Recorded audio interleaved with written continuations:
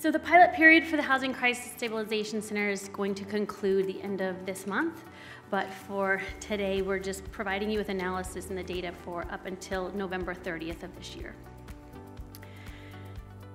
As you guys know, I like to share what's been happening so far. We've been able to serve 386 individuals at the Navigation Center in a few short months. The average length of stay is 13. We only have them there for 30. It's very short term. It's part of our coordinated efforts to address unsheltered, even though it's a really big need, as you've all probably heard me say before. Commissioner Kirkpatrick, we've served almost 15,000 meals since we've been open.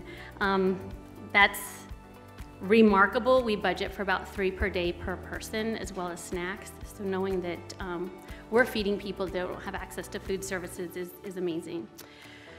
One of the biggest services is medical and pharmaceutical services. With WellCare, we're able to have direct access to those pharmacy needs. It's saving us about $2,000 of emergency room contact a day, followed by the document readiness and application assistance. So a lot of these people don't have their IDs, their birth certificates, things of that nature, just to get past the threshold of finding access to housing. Followed by assistance in obtaining MCO and insurance, as well as mental health and behavioral health services, which is a big need. Everyone who's experienced homelessness has experienced trauma. The moving on outcomes, we've had about 123 self-discharged individuals. They've chosen to leave, they weren't ready to accept services, whatever that may be, it was their choice to leave, and it is their choice, it's voluntary to stay. 97 of those 386 served have exited to our non-congregate shelter and transitional housing. 60% of our 60% of our homeless population was unsheltered last year's PIT count.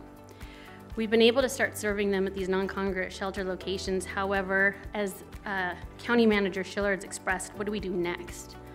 And so I just kind of want to highlight that the majority of them are just moving on to one more next step location, that they can stay a little bit longer until we can find long-term housing and other permanent supportive housing resources for them.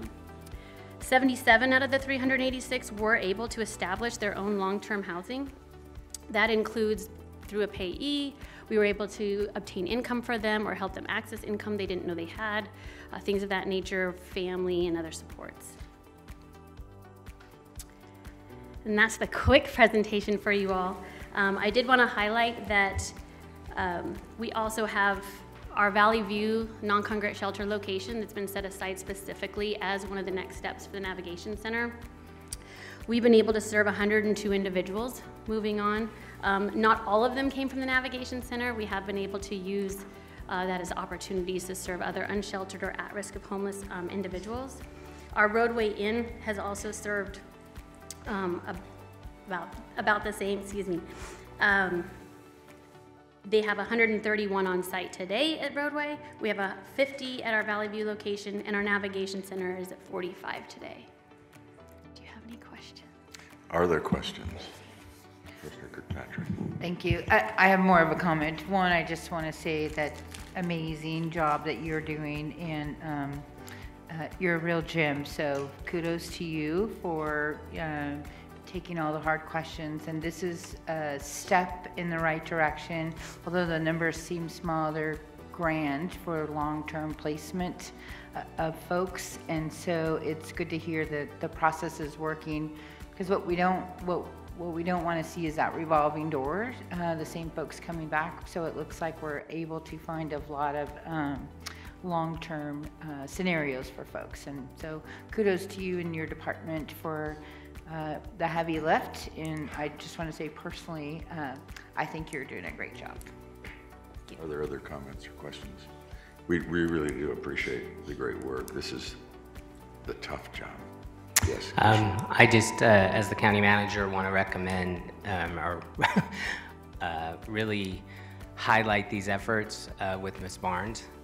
She got sucked into this world in our system of care, in our housing world.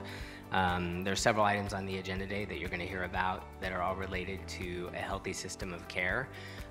Certainly, resources versus demand continues to be the challenge, but I really want to highlight this related to our system of care and our entry points as we look at whether it's sheltering, whether it's navigation center, in terms of how we're expanding this as the regional leader in our area.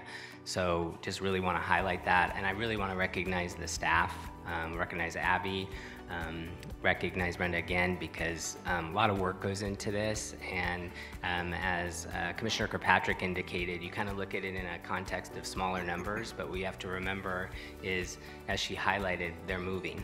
So the return on the investment, and I'll talk later on the millions of dollars that we're expending, is starting to come forward. So we are seeing that move, and I think it's the healthiest system we've had in the state.